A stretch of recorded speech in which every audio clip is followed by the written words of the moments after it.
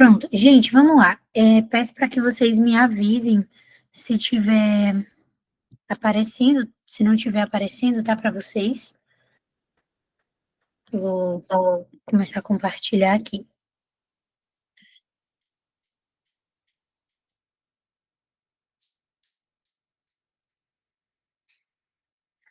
Pronto, gente, o contrato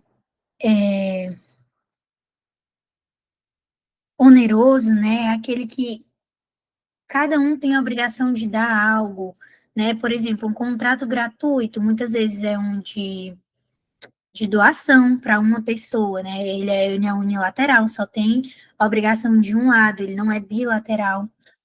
É bem simples, assim, essa classificação. Eu acho que se ela for cobrar de alguma forma, é um entendimento mais macro mesmo, certo? Sobre se bilateral, unilateral, oneroso gratuito, algo nesse sentido, tá? Mas eu posso ver com vocês depois aqui das questões. Gente, vamos direto logo para ser uma coisa mais. Como a gente tem muitas questões, eu queria ver tudo com vocês porque elas abordam muitas coisas, tá? Então vamos logo para a primeira e se forem surgindo dúvidas, vocês podem mandar, tá bem? Então vamos lá, gente. Primeira questão, a gente tem o seguinte. Considerando que João e Marcos tenham contraído um empréstimo de dinheiro junto a Davi, eles são devedores solidários e possuem a obrigação de pagar-lhe a dívida em prazo certo. Diante disso, gente, assinale a opção correta. Letra A. A propositura da ação por Davi contra João para pagamento da dívida inteira importaria a renúncia de cobrança da dívida a Marcos. B. Se Marcos pagar parcialmente a dívida e obtiver a remissão do restante, João ainda estará obrigado ao pagamento do valor integral, abatida apenas a quantia paga. Letra C. Os juros por atraso no pagamento atribuído a João não poderão ser cobrados de Marcos. Letra D. Marcos poderá requerer em seu benefício a compensação de crédito que João possui junto a Davi. E letra E. Se Davi decidir cobrar de Marcos 50% da dívida contraída sem remir a dívida, ainda poderá cobrar de João a dívida inteira. O que é que vocês acham que é, pessoal? Dá um tempinho para vocês responderem.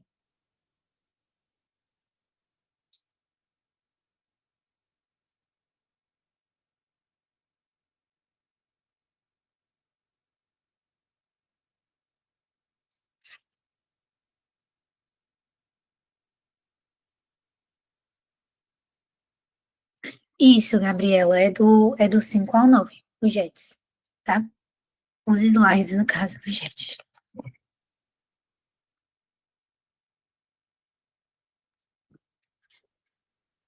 Dimitri disse B.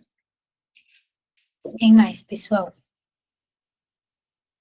Se vocês puderem, tá, gente, participar, é interessante, não tenham medo de errar, até porque é interessante a gente ter essa troca, tá? Justamente para ver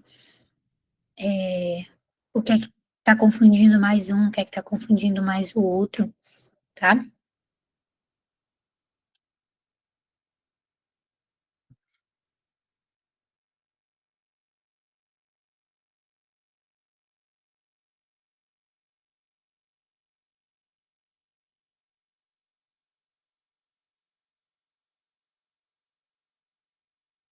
Então vamos lá, gente. Todo mundo tá indo de B, né? Vamos ter um pequeno baque aqui. A letra E é a correta, gente. Por quê? A gente vai passar de um por um, tá? Para vocês entenderem direitinho. Vamos primeiro para a letra A. A propositura de ação por Davi contra João para pagamento da dívida inteira importaria a renúncia de cobrança da dívida a Marcos. Gente, na verdade, a gente já viu em solidariedade que tem uma mistura, tá? De remissão de dívida com solidariedade, porque a professora pode cobrar, assim, de alguma forma, já que o conteúdo é cumulativo. Então, vamos lá. Gente, nós vimos em solidariedade que A partir do momento que o credor ele entra com ação contra um dos devedores solidários, isso não significa que o outro não participa mais daquela dívida, ou que ele está renunciando àquela dívida. Eu, Ana, sou credora, por exemplo, do Dimitri e do Leonardo, certo? Os dois me devem solidariamente. Se eu entrar com a ação em face do Dimitri apenas, não significa que eu estou renunciando à cobrança do Leonardo. Eu só resolvi entrar contra o Dimitri, a gente já viu que na solidariedade eu posso entrar contra qualquer um dos devedores solidários, é uma escolha minha, tá bom? Eu poderia entrar contra os dois, mas eu estou escolhendo entrar só contra um. Mas, então, isso não significa renúncia da cobrança da dívida da outra pessoa que eu não entrei com a ação, certo? Vamos para a letra B, que foi a que todo mundo pensou que era, né? Se Marcos pagar, nós temos que João e Marcos são os devedores. Se Marcos pagar parcialmente a dívida e obtiver a remissão do restante, João ainda estará obrigado ao pagamento do valor integral abatido apenas a quantia paga.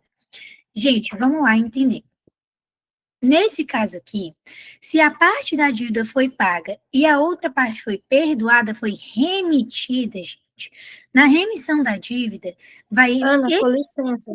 Oi. Desculpa te interromper, meu bem, é porque parou o compartilhamento da tela. Tudo bem, obrigada, viu, Emily? Tá dando esses problemas nos últimos JEDs, né, que a gente fez. Mas eu agradeço, viu? Pode interromper. Então, vamos lá, gente. Retomar aqui a letra B. Gente, como a dívida, nesse caso, uma parte dela foi paga, a outra parte, ela foi remitida, tá bom? Então, o que é que acontece? Quando a dívida é remitida, vai se extinguir a obrigação perante Davi, certo? Então, basicamente, gente, a remissão que é concedida a um dos codevedores, ela extingue a dívida na parte que a ele corresponde. Aí, o que é que a gente vai ter nesse sentido aqui? Que o item, ele realmente se torna confuso, porque ele diz que Marcos, ele pagou parcialmente a dívida, certo? E obteve a remissão do restante. Então, o que acontece aqui, gente, basicamente, é que ele pagou uma parte da dívida, a outra parte foi perdoada. E ele não é mais devedor solidário daquilo. Nós vamos ter agora só João continuando como devedor, certo? Mas ele não vai estar mais obrigado ao pagamento do valor integral e ele também não vai estar obrigado a pagar o que foi remitido, porque aquele valor tem que ser descontado, certo? Então, ele não é obrigado a pagar o valor que foi remitido.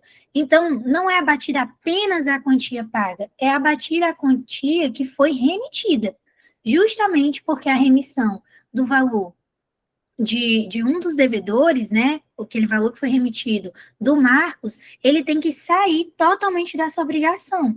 Então, vai ser abatido não só o valor pago, quanto o valor que foi remitido também, certo?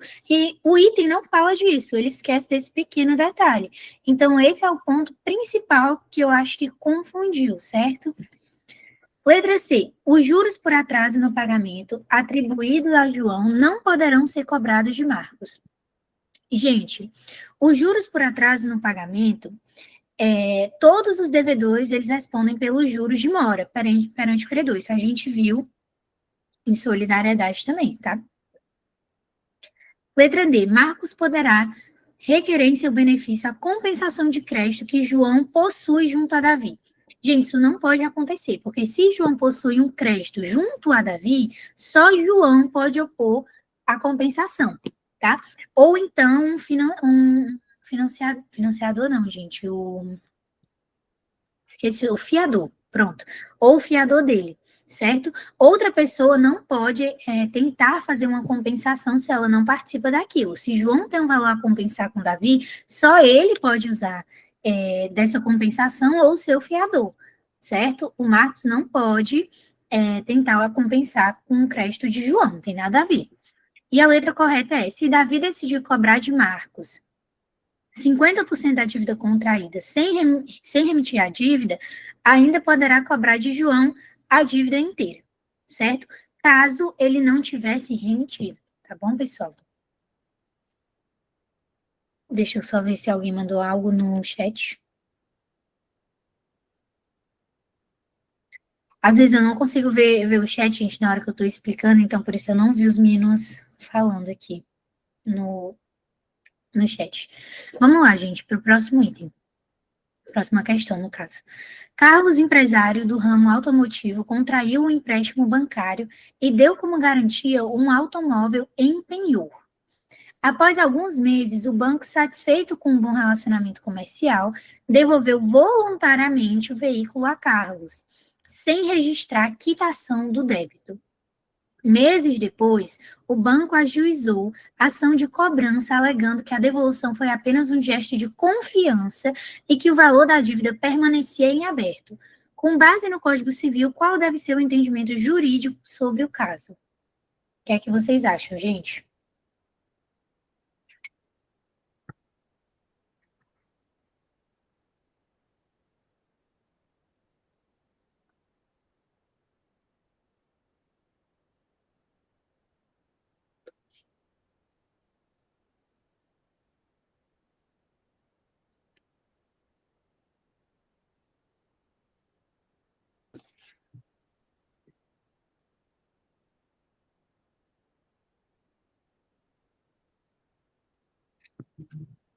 Quem tiver com código, tá, gente, pode olhar, obviamente, né? Até porque na prova vocês também vão ter acesso. Léo botaria B, vale, eu tirei aqui. Léo colocaria B, a Ana colocaria D.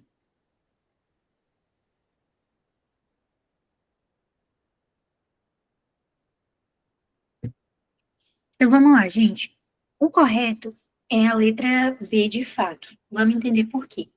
Na letra A fala: a devolução do objeto empenhado comprova a extinção da dívida. Gente, na verdade, não vai comprovar a extinção da dívida, certo? O automóvel, ele foi dado como uma garantia, certo? Caso ele não fizesse aquele pagamento, o automóvel foi dado como garantia. E aí, caso ele não venha a pagar, o Carlos, se ele não vier a pagar, ele continua inadimplente, né? Mas como ele deu esse automóvel em garantia, o automóvel, em tese, seria usado justamente caso ele não pagasse. Mas o que aconteceu aqui, certo? O banco, ele quis devolver, voluntariamente quis fazer a devolução de um objeto que estava empenhado, de um objeto que foi dado em garantia. Então, gente, o banco está abrindo mão totalmente dessa garantia. E se o Carlos não vier a pagar, eles não têm como pedir essa garantia de volta. Porque eles abriram mão. Não significa que o Carlos não vai estar devendo, ele ainda vai estar devendo. Eles só não vão poder pedir essa garantia de volta uma vez que eles abriram mão dela. Então, não comprova a extinção da dívida, tá, gente? A devolução não comprova a extinção de dívida nenhuma. Se ele está abrindo mão da garantia, isso é problema dele. Não existe uma correlação de que se devolver o objeto é porque a dívida foi paga. Tanto que o artigo do código, ele trata sobre isso, tá? Então, vamos lá. Sai. Ih, gente, peraí. Não, né? Porque me ligaram, infelizmente. Deixa eu voltar aqui. A letra B, que é a correta, gente, diz o quê? A devolução do bem empenhado apenas demonstra renúncia à garantia real, mas não extingue a dívida que continua exigível. É exatamente o que acontece, tá, gente? Uma vez que eles devolvem esse bem, eles só estão abrindo mão da garantia. No caso, o credor está abrindo mão da garantia, mas não significa que ele não possa cobrar ainda o devedor, porque é uma dívida que ainda existe. Letra C. A devolução do bem equivale à remissão da dívida? Não, gente, não equivale. É simplesmente, meramente, uma renúncia de uma garantia. Não significa remissão de dívida, tá bom? Letra D. A restituição do objeto empenhado é nula de pleno direito, pois o penhor é intransferível até o pagamento integral. Não é, tá bom, gente? Não é nula de pleno direito. Pode acontecer, eles podem fazer essa devolução voluntária e o código até mesmo prevê isso. Pode falar, Emily. No caso, Ana, qual seria o artigo que demonstrava essa questão? Deixa eu dar uma olhada, eu acho que tá na remissão. Deixa eu olhar aqui no código.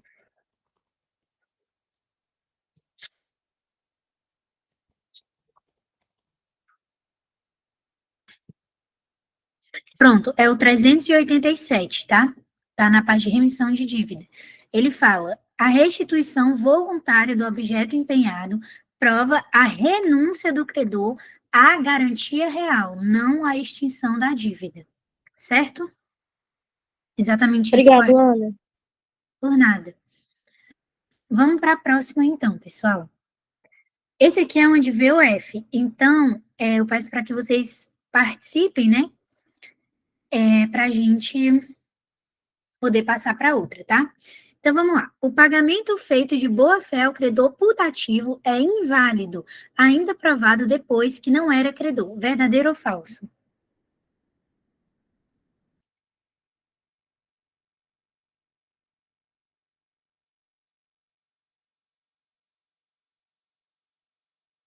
Falso, falso, falso, falso, gente.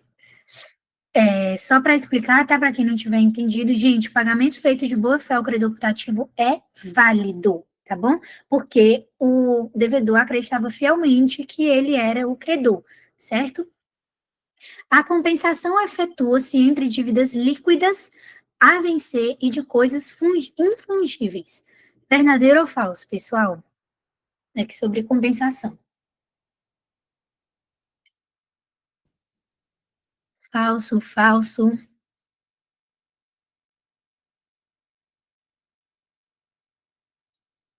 Vocês conseguem identificar qual é o erro, gente, desse item?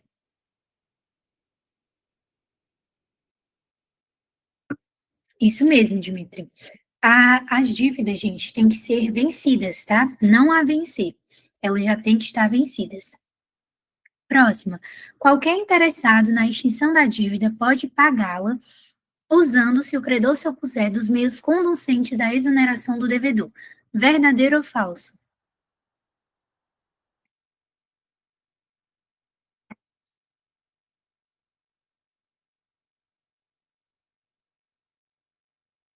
Luciano disse verdadeiro, Gabriela disse verdadeiro.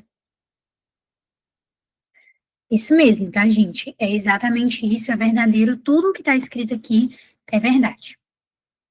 Considera-se pagamento e extingue a obrigação o depósito judicial ou estabelecimento bancário de coisa devida nos casos e forma legais. Verdadeiro ou falso?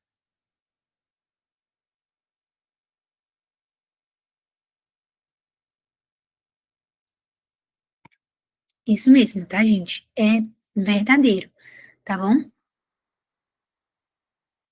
Então, vamos para o próximo slide.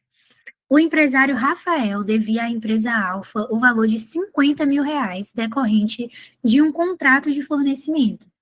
Alguns meses depois, a empresa Alfa enfrentou dificuldades financeiras e foi adquirida por Rafael, que passou a ser o único sócio e titular dos direitos e obrigações da empresa. Algum tempo depois, Rafael vendeu a empresa a um novo proprietário, cedendo integralmente as cotas e direitos. O novo sócio, ao revisar a contabilidade, cobrou de Rafael o valor da antiga dívida registrada, em nome da empresa. Com base no Código Civil, qual é a alternativa correta? Letra A. A obrigação nunca chegou a se extinguir, pois a confusão ela não é legal de extinção da dívida. A obrigação se extinguiu enquanto Rafael era simultaneamente credor e devedor, mas ressurgiu com todos os seus efeitos quando cessou a confusão após a venda da empresa. Letra C. A obrigação foi extinta definitivamente, mesmo após a cessão da confusão, pois o crédito não pode ser restabelecido. Letra D.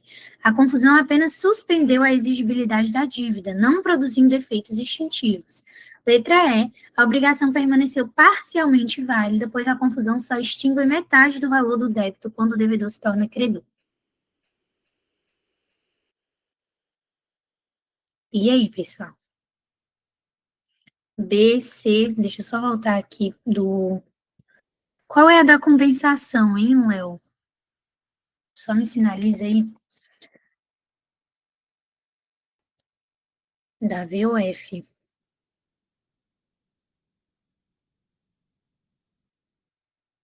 Pronto. Sobre a da compensação. A compensação, ela se efetua entre dívidas líquidas, vencidas, elas têm que estar obrigatoriamente vencidas, não se compensa algo que ainda está a vencer, certo? Esse é o erro, tá? Porque tem que estar vencido, basicamente, só isso.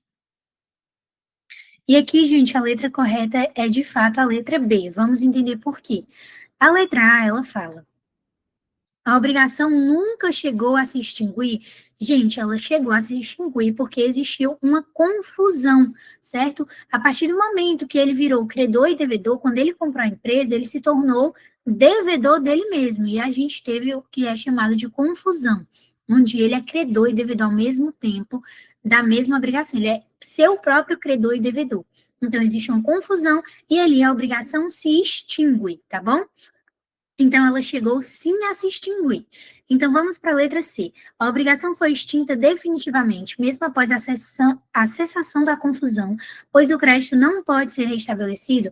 Gente, ele pode sim ser restabelecido. O nosso amigo Dimitri está até trazendo um artigo, tá? Que fala sobre essa questão, que é o 384.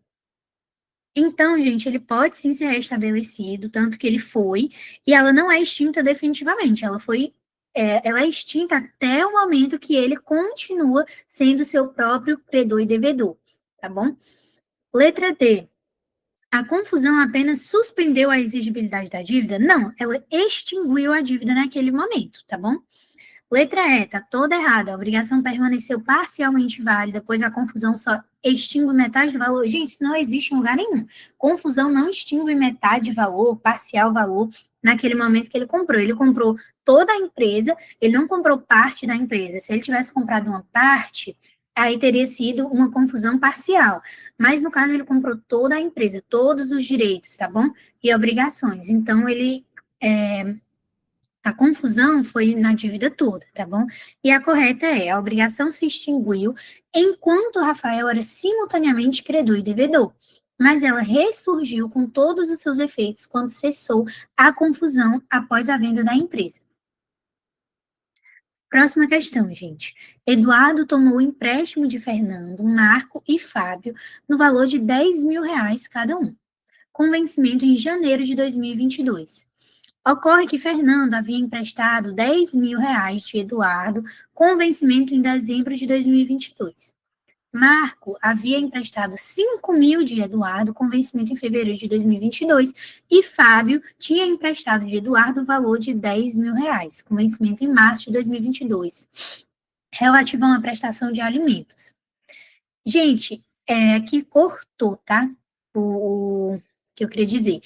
Gente, em abril de 2022, o que é que poderia ser compensado? Então, vamos lá. É importante nessa questão, como tem muita informação, vocês escreverem, eu vou destrinchar um pouco. O Eduardo, gente, ele tinha um empréstimo com Fernando, Marco e Fábio, no valor de 10.000, tá?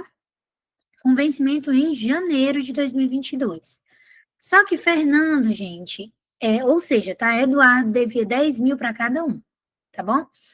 E aí, Fernando, ele tinha pegado 10.000 emprestado do Eduardo, certo? Ele havia emprestado 10.000 de Eduardo, ou seja, ele pegou 10.000 de Eduardo e deu para alguém, tá bom? Então, Eduardo tinha uma dívida aí, pegou um empréstimo com Fernando, Marco e Fábio, cada um no valor de R$ 10.000. E aí, o Fernando, por si só, já tinha pegado emprestado de Eduardo 10.000, com vencimento em dezembro de 2022. Marco havia pegado 5.000 e o... Cadê o outro? O Fábio tinha emprestado do Eduardo, ou seja, tinha pego o emprestado dele R$ 10.000, mais relativo a uma prestação de alimento. Agora eu quero saber, em abril de 2022, quais são as dívidas que são passíveis de compensação, tá? Então, vejam aí os itens, dividam bem, o que é que está dizendo a questão? Que ela é um pouco mais complexa, mas em questão, eu botei justamente uma questão mais complexa, ela é uma questão de concurso, para que vocês consigam destrinchar ela, porque na hora da prova, vocês podem pegar uma questão que quando ela tem muita informação, vocês acabam se confundindo. Então, vou dar um tempinho a mais para vocês responderem essa. Escrevam no papel, anotem o que é cada coisa, para vocês terem a visão mais detalhada, certo? Da situação e um pouco mais organizada. O item A diz Fernando e Fábio, uma vez que o valor é equivalente. Item B, Marco e Fábio, uma vez que ambas estão vencidas. Letra C, Fernando e Marco, já que a dívida com Fábio é proveniente de alimentos e por isso não pode ser objeto de compensação. Item D, Fernando apenas uma vez que é a única que ainda não venceu. Marco apenas uma vez que, apesar de o valor não ser equivalente, é possível haver uma compensação.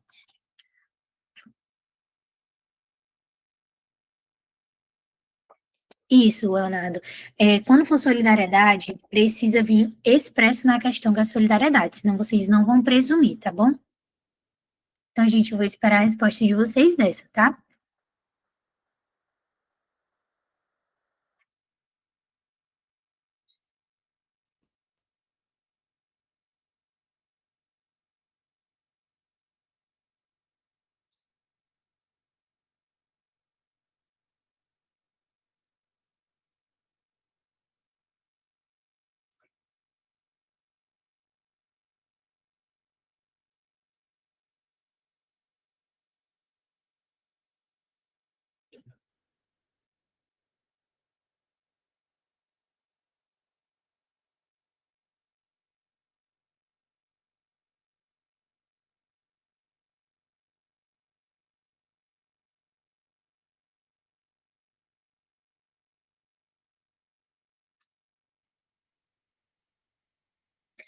Luciana disse Ana disse C, eu vou dar um tempinho mais para o pessoal responder.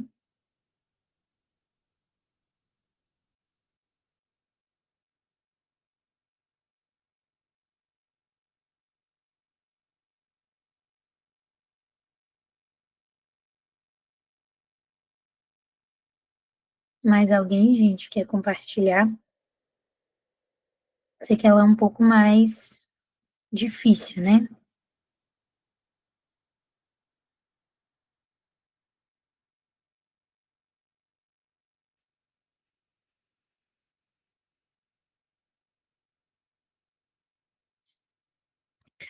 Então, vamos lá, gente. O item correto é o item E. Vamos entender por quê, tá? Vamos ver aqui. Eu fiz a organização para que vocês entendessem um pouco melhor. Gente, Eduardo, ele é devedor de 10 mil reais de Fernando, Marco e Fábio, tá? E aí, isso aqui que eu fiz na lateral é o que eu aconselho vocês a fazerem na hora da prova, organizarem a informação que a questão traz para vocês. Porque às vezes é só a falta de organização, você vê uma questão assim, que vem num parágrafo, tudo a informação uma atrás da outra, e você acaba se confundindo. Então, a gente tem Fernando, Eduardo é devedor de Fernando, Marco e Fábio, de 10 mil reais, e a gente bota os vencimentos. Contra Fernando, né, vence em janeiro de 2022, Marco em janeiro de 2022, Fábio em janeiro de 2022. Tudo em janeiro de 2022. Só que o Eduardo deve, mas ele é credor também. Ele é credor de Fernando no valor de 10 mil reais, que vence em dezembro de 2022. Ele é credor de Marco de 5 mil reais, que vence em fevereiro de 2022, bem como ele é credor de Fábio, no valor de 10 mil reais, numa ação de alimentos, que vem de março de 2022. Se a gente está em abril de 2022, todas as dívidas com vencimento até março de 2022 estão vencidas, certo? A nossa resposta certa é Marco, apenas que uma vez que, apesar de o valor não ser equivalente, é possível haver compensação. Gente, primeiro, para haver compensação, a dívida tem que estar o quê? Vencida. Qual é a dívida que não vai estar vencida de jeito nenhum? A que é contra Fernando. Ela só vence em dezembro.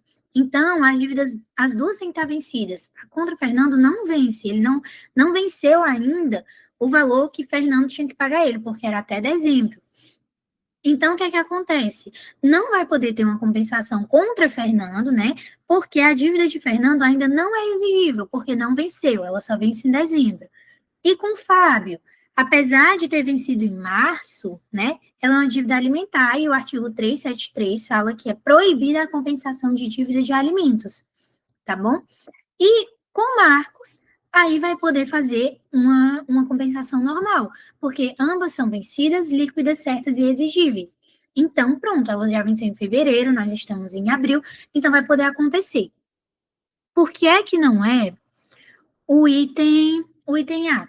Fernando e Fábio, uma vez que o valor é equivalente, gente, nós vimos que Fábio não vai poder fazer uma compensação porque era uma dívida de alimentos. Então, não é a letra A. Letra B, Marco e Fábio a gente já viu que não pode. Dívida de alimento a gente já descarta. Letra C, né, que também marcaram.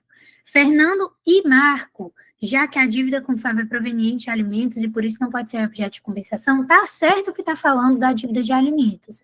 Entretanto, gente, o Fernando não vai poder compensar, porque a dívida dele não venceu, só vencia em dezembro, nós estamos em abril, e compensação só pode acontecer com dívida vencida. Entender, Fernando apenas, uma vez que é a única que ainda não venceu. E não é, tá bom, gente? Fernando não vai poder fazer essa compensação justamente porque não venceu ainda, tá? Por isso é a letra E. Vamos para a próxima. Geraldo, depois de alguns meses, percebendo que não conseguiria pagar o empréstimo que contraíra, procurou seu credor para renegociar a dívida. Firmaram, então, um termo de novação, em que Geraldo se comprometia a pagar um montante maior, mas com taxas de juros mais baixas. Só que depois que foi celebrada essa novação, Geraldo percebeu que a dívida original, a primeira, ela foi rapidamente crescida porque o contrato inicial continha cláusulas proibidas, cláusulas nulas, tá bom, pessoal? A partir disso, é correto afirmar que, letra A, não é mais possível a Geraldo questionar os termos do contrato original, porque a novação extinguiu o contrato original, restando somente a nova dívida. Letra B, a novação opera a confirmação do contrato original, implicando renúncia ao direito de impugná-lo judicialmente, salvo comprovado vício na própria novação. Letra C, ainda é possível a Geraldo impugnar os termos da dívida anterior, pois não podem ser objeto de novação obrigações nulas. Letra D, a revisão do valor devido é possível, contando que o termo de inovação faça referência expressa às cláusulas proibidas do contrato original. Letra C, disse Gabriela. Temos mais alguém, pessoal?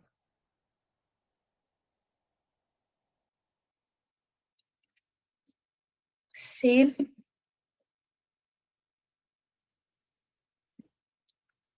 Então, vamos lá, gente. A letra correta é, de fato, a letra C, tá? Por quê? Gente, uma vez que aquelas cláusulas anteriores, elas eram nulas, tá? Elas eram proibidas, ainda é possível que Geraldo possa impugnar os termos da dívida anterior, porque não podem ser objeto de inovação obrigações nulas, exatamente como o Rodrigo falou, artigo 367, tá bom? Então, como era nulo anteriormente, não poderia nem mesmo ter acontecido uma novação. Então, essa novação por si só não poderia acontecer e ela é nula, decorrente do contrato original, que era nulo, tá bom? Então, a A está errada porque ainda é possível que ele questione o contrato original. Letra B está errada, porque a novação opera a confirmação do contrato original, implicando renúncia ao direito de impugná-lo judicialmente, salvo comprovado vício na própria inovação. Gente, não só o vício na própria inovação, tá? Se tinha vício no contrato original, se era nulo, então ele pode e tem esse direito de impugná-lo. Não existe essa renúncia, tá bom? Letra D, a revisão do valor devido é possível, contanto que o termo de inovação faça referência expressa. Não, gente, a inovação não precisa ter referência expressa, tá bom? Essas cláusulas, até porque senão ele não teria nem feito a inovação se ele tivesse visto antes, né? Próxima questão, gente. Carlos devia à empresa construtora Delta a quantia de R$ 80 mil, referente a um contrato de prestação de serviços. Diante da dificuldade financeira, Carlos ofereceu ao credor um automóvel de sua propriedade avaliado em R$ 80 mil, propondo que a entrega do veículo servisse como quitação integral da dívida. A empresa ela aceitou o automóvel e formalizou o acordo por escrito. Alguns meses depois, a construtora tentou cobrar novamente o valor em dinheiro, alegando que não havia recebido o pagamento na forma originalmente pactuada, né? E aí, gente, com base no nosso Código Civil, o que é correto? Item A. O pagamento em dinheiro é a única forma válida de extinguir a obrigação, sendo nula a entrega do bem imóvel como forma de quitação. Letra B. A entrega do automóvel só teria efeito se representasse um adiantamento parcial da dívida, não a quitação total. Letra C. A entrega do automóvel extinguiu a obrigação, pois a credora aceitou o bem diverso do originalmente devido, configurando dação em pagamento. Letra D. A obrigação permanece válida, pois a dação em pagamento exige que o valor do bem entregue seja superior ao da dívida. Letra E. A dação em pagamento é válida apenas para obrigações de natureza alimentar, o que não ocorre nesse caso. Qual o item correto, pessoal? Facinha essa, né, gente? Letra C, dação em pagamento. Se o credor, ele concorda, ele compactua, ele aceitou, e aqui diz nitidamente que ele aceitou e formalizou o acordo, ele não tem o que reclamar depois, tá, gente? Independente se esse valor fosse menor e ele tivesse concordado, não existe essa, tá? Então, é a única forma válida do pagamento em dinheiro? Não é, por isso a letra A está errada. A dação fala justamente de um pagamento diferente, tá? Então, vamos ver aqui. O 356 fala, o credor pode consentir em receber prestação diversa da que lhe é devida. Então, não é a única forma válida de pagamento, gente. Não é nula a entrega de outro bem. Se o credor, ele aceitou, formalizou, a dação em pagamento ela é válida e pronto, ela extinguiu a obrigação. Letra B, a entrega do automóvel só teria efeito se representasse um adiantamento parcial da dívida. Gente, a gente já viu que a dação ela pode ser total ou ela pode ser parcial.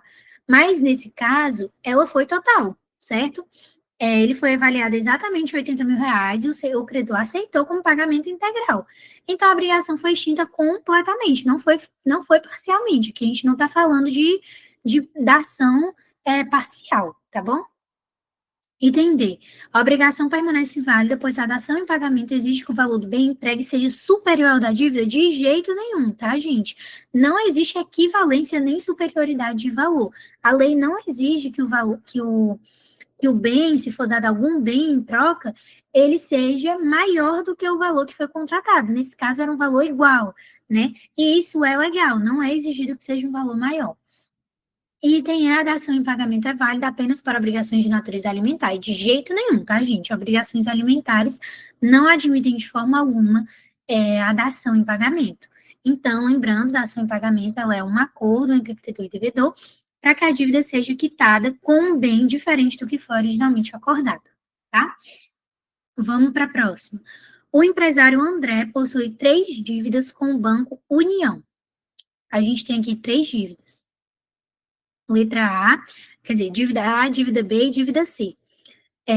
Todas de R$ 10 mil, mas com diferentes vencimentos. Uma com vencimento em janeiro de 24, março de 24, maio de 24. Em junho de 2024, André comparece ao banco e paga R$ 10 mil, e ele fala apenas que quer pagar uma das dívidas. Ele não imputa, não existe imputação do pagamento feita pelo devedor. O banco, sem especificação do devedor, imputa o pagamento à dívida mais recente, que foi a de maio de 2024, né? Todas já estavam vencidas, e ele imputa a de maio de 2024. Mais tarde, André contesta, afirmando que o pagamento deveria ter sido considerado para a dívida mais antiga, de janeiro de 2024.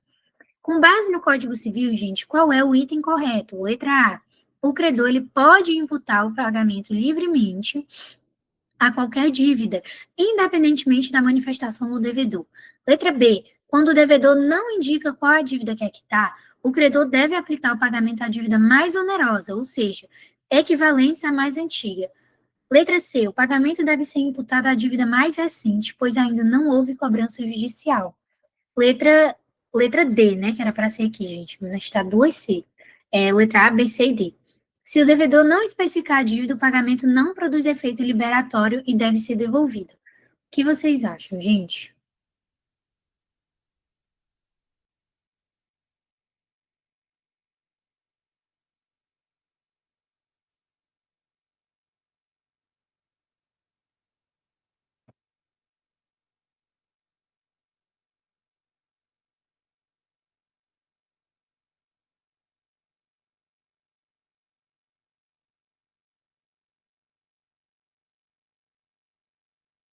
B, B.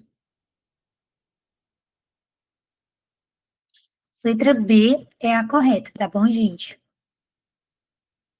Então, vamos lá, gente. O item A está errado porque o credor ele não pode imputar livremente o pagamento a qualquer dívida. A gente viu até em GED passado, tá? Que deve ser a dívida sempre mais antiga, tá bom? A dívida, na verdade, é a dívida mais antiga, no caso, se todas estiverem vencidas, né? Mas o credor não pode imputar livremente o pagamento de qualquer dívida. Em que sentido, gente? Porque se tiver uma dívida que ainda não venceu, ele não pode dizer que vai pagar aquela dívida que não venceu. Sempre tem que ser uma dívida que já está vencida, tá bom? Se tiver, né? Tem que ser a dívida que já está vencida. Então, não tem essa imputação livre total, tá bom? Letra B. Quando o devedor não indica qual a dívida quer quitar, o credor deve aplicar o pagamento à dívida mais onerosa ou, se elas forem equivalentes, à mais antiga. É exatamente isso. Item C. O pagamento deve ser imputado à dívida mais recente de forma alguma, gente. É o contrário, tá? Letra D. Se o devedor não especificar a dívida, o pagamento não produz efeito liberatório e deve ser devolvido. De forma alguma, tá, gente? Ele está pagando de boa fé, né? Está fazendo o pagamento direitinho. Exatamente, gente. 352 e 353. Tudo é o que fala da imputação do pagamento. E, então, gente, ele paga de boa fé. Então, esse pagamento, ele tem sim efeito liberatório, tá bom? Próxima pergunta, pessoal. A empresa Flor do Campo devia R$ 50.000 à fornecedora Sementes Verdes, com vencimento em 10 de fevereiro de 2025. No dia do vencimento, o representante da empresa compareceu à sede da credora para realizar o pagamento, mas a empresa se recusou a receber, alegando estar discutindo um reajuste contratual. Desejando quitar a dívida e evitar encargos ou multas até mesmo, né? A empresa Flor do Campo depositou judicialmente o valor devido no dia seguinte, comunicando o juízo de que queria pagar, mas que o credor se recusou a receber. E aí, gente, com base no Código Civil, é correto afirmar o quê? Letra A. O pagamento não tem efeito liberatório, pois só o credor pode autorizar o depósito judicial. Letra B. O depósito judicial equivale ao pagamento, desde que o valor corresponda integralmente ao devido, produzindo efeitos de quitação. Letra C. O pagamento em consignação é inválido, porque a recusa do credor não é motivo legal para sua realização. Letra D. A dívida permanece exigível até que o credor concorde expressamente com o levantamento da quantia. Qual é o correto, gente?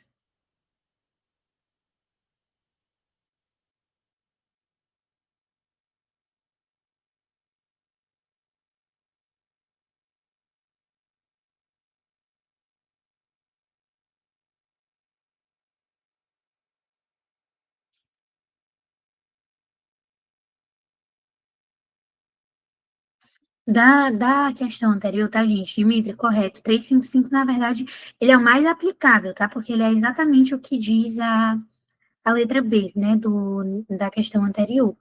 O 3553, né, ele fala da questão, tô lendo aqui agora, sobre ele não poder reclamar, né, se não tiver imputado o pagamento. Não é exatamente, não tem nenhum item ali falando disso, né? Seria o mais aplicável ali, ó, todos são importantes, o 352 também, mas o mais é o 355 de fato, tá? Letra B, gente, é a correta nesse caso. Letra A, o pagamento não tem efeito liberatório, pois só o credor pode autorizar o depósito judicial. De jeito nenhum, gente. O credor não precisa autorizar o depósito judicial, principalmente se ele está negando por um motivo que não existe, né? A pessoa está querendo pagar e ele fica dificultando a vida do devedor, né? E aí, se o devedor não paga, ele pode acabar sofrendo com multas, juros, então ele não vai só esperar o credor aceitar, porque senão muitos credores não aceitariam justamente para ter esses encargos, né? Então, não precisa ter essa anuência do credor, tá? Letra B é a correta, letra C, o pagamento em consignação é inválido porque a recusa do credor não é motivo legal para sua realização. É sim, gente, a recusa do credor, ela é um motivo, sim, para sua realização do pagamento em consignação, está em artigo, tá? Então, o pagamento é válido. Letra D. A dívida permanece exigível até que o credor concorde expressamente com o levantamento da quantia. Claro que não, tá, gente? O credor não precisa concordar aqui. Próxima questão. Marcos devia 15 mil reais a um fornecedor chamado Rogério, com vencimento em junho de 2024. Seu amigo Eduardo, querendo ajudá-lo, pagou a dívida diretamente a Rogério, sem avisar Marcos, e em seu próprio nome. Alguns dias depois, Marcos informou que já tinha meios de discutir a cobrança judicialmente, porque, na verdade, havia defeito no serviço que originou a dívida. Eduardo, então, pediu reembolso a Marcos do valor que pagou. E aí, gente, com base no 304 a 307 do Código Civil, qual é a alternativa correta?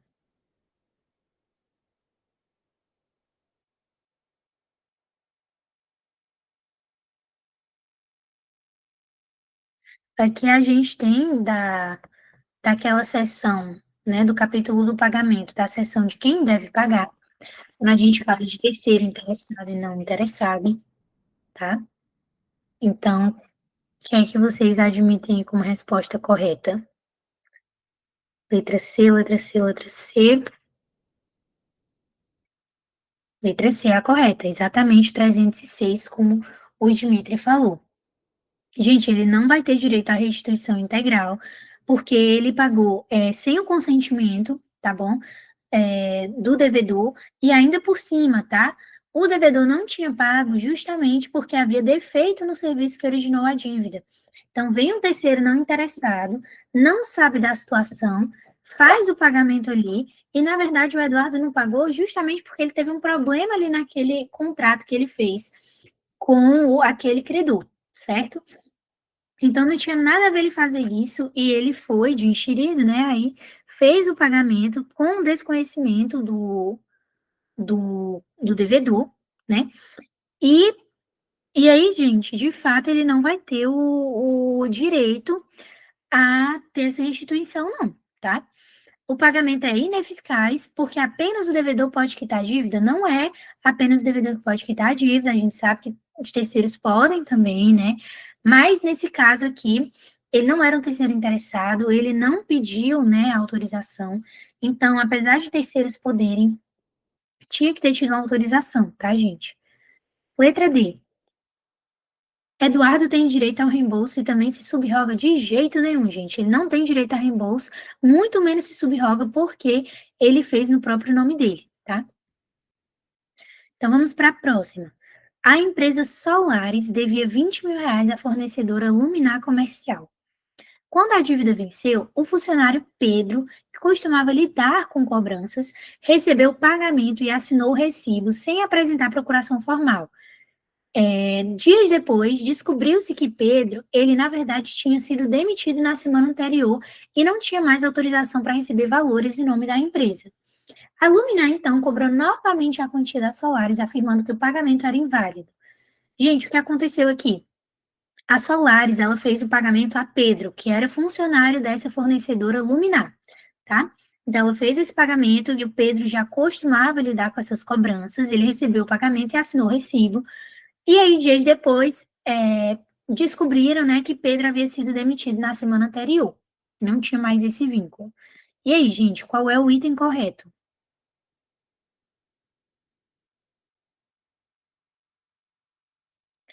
B, B, B. Isso mesmo, tá, pessoal? Item B. E é exatamente o 309, como o Dimitri colocou aqui, tá? Sobre o credor putativo. O item A tá errado, porque esse pagamento ele vai ser válido, tá bom, pessoal? Item C tá errado. O pagamento é válido apenas se Pedro devolver o dinheiro? Claro que não, gente. Pedro não precisa devolver dinheiro nenhum para esse pagamento ser válido.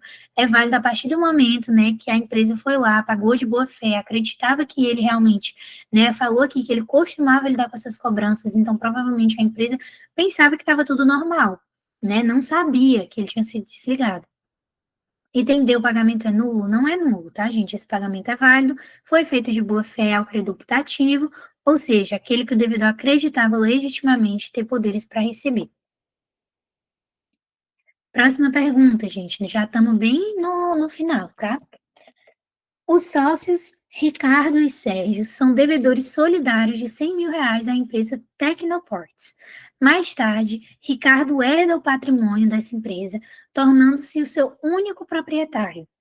Alguns meses depois, ele tenta compensar sua parte da dívida com um crédito que Sérgio possuía contra a empresa antes da sucessão. Assinale a alternativa correta.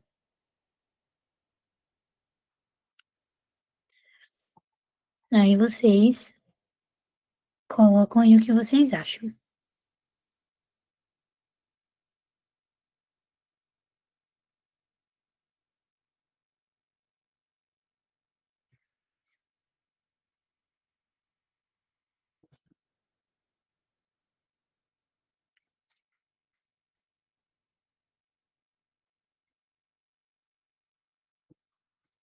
Letra B, letra B.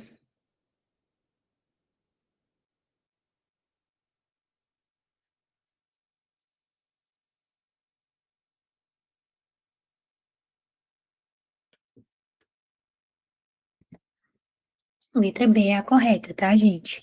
Letra A. Ao se tornar proprietário da credora, Ricardo extinguiu toda a dívida por confusão? Não, gente, ele extinguiu a dívida até a parte que cabia a ele. Até porque, né, a dívida era 100 mil dos dois, se a gente for fazer uma divisão da quota parte, seria 50 mil para cada. Então, em tese, Sérgio ainda deveria os R$ 50.000 àquela empresa, tá bom? Ele só não estaria devendo porque, como ele é dono da empresa, aconteceria ali uma confusão. Então, deixa eu só conferir o artigo aqui que perguntaram. Isso, 381 sobre confusão.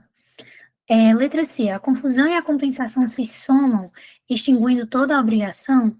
Não, gente, isso daqui não vai acontecer.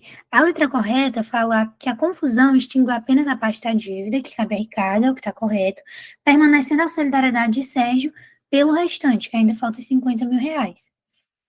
Gente, o que é que acontece aqui? Ele diz, alguns meses depois, o Ricardo tenta compensar sua parte da dívida com um crédito que Sérgio possuía contra a empresa antes da sucessão.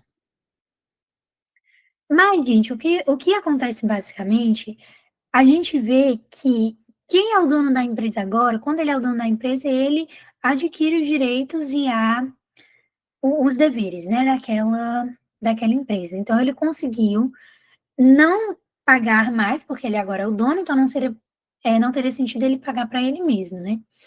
Então, por isso, a parte dele, ela está desassociada agora dessa obrigação, só faltando o Sérgio mesmo e permanecendo a solidariedade do Sérgio pelo restante que ainda precisa pagar. Letra D, a compensação é obrigatória entre os codevedores solidários quando um deles herda o credor? Gente, de jeito nenhum, tá? Isso aqui deixa eu procurar o artigo, no 383, se eu não me engano. A confusão operada na pessoa do credor ou devedor solidário só extingue a obrigação até a concorrência da respectiva parte no crédito ou na dívida, subsistindo quanto ao mais a solidariedade. Por isso que permanece a solidariedade do restante, tá bom? Letra E, a dívida continua integral? Não continua integral, tá, gente? Porque você tira a parte que agora o Ricardo não deve mais, tá? Entenderam?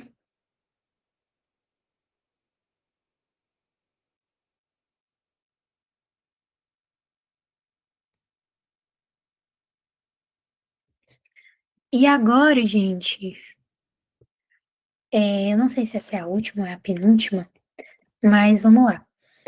Os empresários Eduardo e Fábio são devedores solidários de R$ 60.000 em favor do credor Henrique, decorrentes de um contrato de fornecimento. Após várias negociações, Henrique resolveu perdoar integralmente a dívida de Eduardo, emitindo declaração expressa de remissão da dívida apenas em relação a ele. Algum tempo depois, Henrique cobrou judicialmente de Fábio R$ 60.000 integrais, alegando que, por serem solidários, o perdão concedido a um não beneficiaria o outro. Com base no Código Civil, assinale a alternativa correta. Letra A, remissão da dívida concedida a Eduardo extingue toda a obrigação solidária, beneficiando também Fábio. Letra B, a remissão concedida a Eduardo extingue a dívida apenas na parte que lhe corresponde, e Henrique só pode cobrar de Fábio o valor remanescente com dedução da parte perdoada. Letra C, a remissão é ineficaz, pois sendo a dívida solidária, o credor só pode perdoar se todos os devedores concordarem. Ou letra D, a remissão concedida a Eduardo não produz qualquer efeito, permanecendo Fábio responsável pela totalidade da dívida. Gabriele disse que eu colocaria B, Luciana B.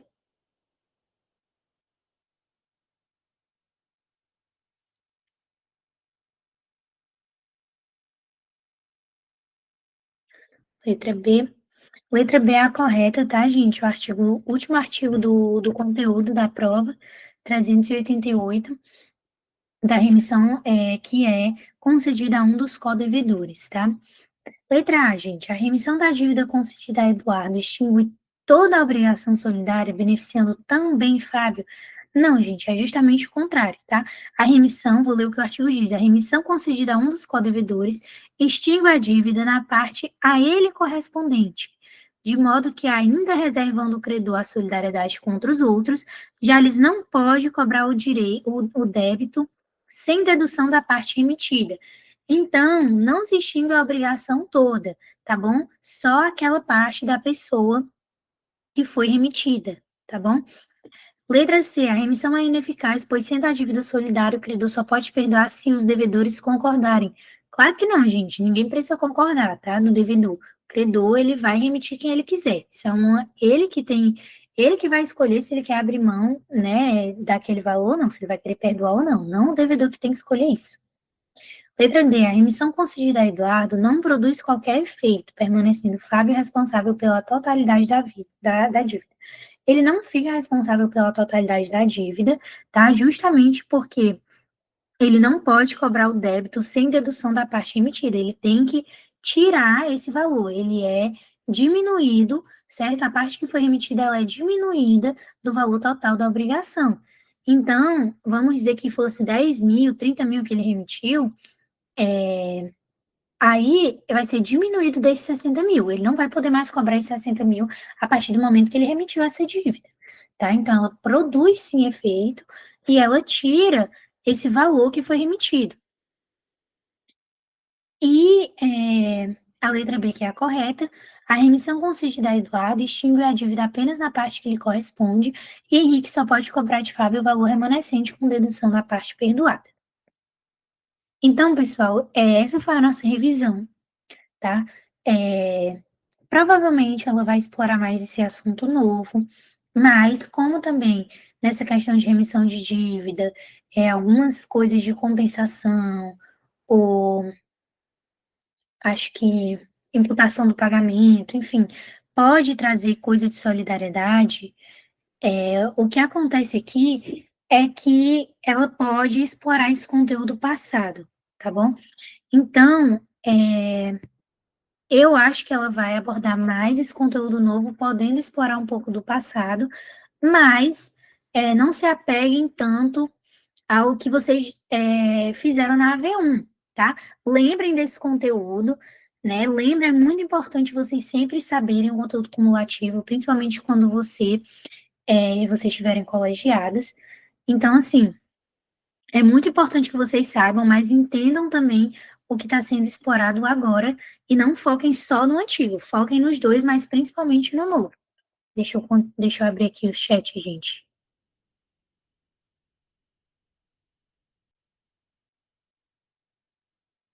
Tá dando um pouquinho de problema.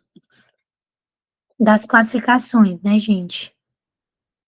Pode, exatamente, gente, pode cair matéria da AV1, mas é o que eu acabei de falar para vocês. Provavelmente ela vai contemplar ou misturando, ou ela pode contemplar uma questão isolada também do conteúdo da AV1 que ela não trouxe na AV1, pode ser que sim também, mas não deixem de estudar o conteúdo novo também. Em relação à classificação, pessoal, que vocês estão falando aí, gratuito, definitivo, deixa eu ver se eu explico aqui para vocês rapidinho. Gente, o contrato bilateral, ele é aquele que ambas as partes elas vão ter obrigação. Por exemplo, o contrato de compra e venda. O vendedor deve entregar o produto, o comprador ele deve pagar o preço, certo? Então, a reciprocidade de deveres. Um contrato oneroso é que ambas as partes elas obtêm vantagens e assumem encargos, né? Então, compra e venda é também um exemplo de contrato oneroso, justamente porque o vendedor ele ganha um valor e o comprador ele ganha um bem, certo? E o oposto de um contrato oneroso é justamente o contrato gratuito, em que só uma parte tem benefício, tá? Um contrato unilateral é aquele que só uma das partes tem obrigação e não as duas. É o exemplo da doação que eu falei para vocês, certo? Só uma parte tem uma obrigação de dar ali algo, de emprestar algo, enfim. O contrato gratuito, gente, por exemplo, é o contrato que apenas uma das partes se beneficia sem pagar nada em troca, tá? E como fala o próprio nome, é gratuito. Um contrato definitivo é um contrato que ele produz efeitos imediatos e completos, sem depender de outro futuro para se tornar válido. Ou seja, um contrato de compra e venda já concluído, em que o bem é entregue e o preço é pago, certo? Ele é um contrato definitivo, ele produz efeito imediato e completo, não depende de outro futuro, certo? Existe contrato preliminar, que ele é apenas uma promessa de contrato. Vocês vão estar em contratos, realmente, que é um contrato preliminar e tudo mais, certo? Então, assim, o que você diria para a gente dar um foco maior? Eu não sei o que a professora colocou na prova dela, tá bom, pessoal? Eu não cheguei a ver a prova de vocês, eu não tenho esse acesso anterior, mas, se ela comenta com vocês em sala que ela vai cobrar conteúdo da AV1, como ela tinha dito desde o começo que era cumulativo, é importante vocês se lembrarem de tudo. É porque muitas vezes os professores falam que é cumulativo no sentido de que vocês aprenderam que é uma obrigação de dar, fazer, não fazer. Se ela cobrar a obrigação de dar, fazer, não fazer nessa AV2 e ela não tivesse dito que era cumulativo, poderia ter gente entrando com recurso dizendo, ela falou que não ia cobrar o conteúdo passado. Então, geralmente, os professores, eles fazem essa acumulação em alguns momentos porque eles trazem alguns conceitos que vocês já viram anteriormente. E aí, para depois o aluno não dizer, porque você falou que não ia cobrar esse conteúdo. Então, eles já falam que é acumulativo. Pode ser que tenha uma questão essencialmente só do conteúdo da AV1? Pode ser, tá? Mas eu daria um enfoque novamente para a solidariedade, porque ela também está presente em alguns artigos desse novo conteúdo. Então, solidariedade, sempre lembrem, sempre reforcem. E os conceitos básicos que vocês já sabem, de obrigação de dar, fazer, não fazer, do objeto lícito, possível, determinado, determinável, né? Essas coisas de um contrato válido, inválido, se for menor de idade, se for maior de idade. Enfim, essas coisas básicas, eu acho que é bom vocês saberem o conceito, mas eu daria um enfoque para a solidariedade, que é o mais difícil do pessoal entender. O conteúdo novo, essa parte de inovação, imputação do pagamento, inovação, confusão, remissão de dívida, certo? Essa parte mais agora para baixo, vamos dizer, né, dos últimos passos, dos artigos. Eu daria uma importância maior porque eu acredito que é o que pode mais ser explorado, mas do credor putativo também, de terceiro interessado, não interessado, né? Muito conteúdo, né, gente? Mas podem acabar sendo explorados aí, tá bom? Então, eu não vi a prova de vocês antes, mas é o que eu acho que talvez ela possa contemplar, tá bom?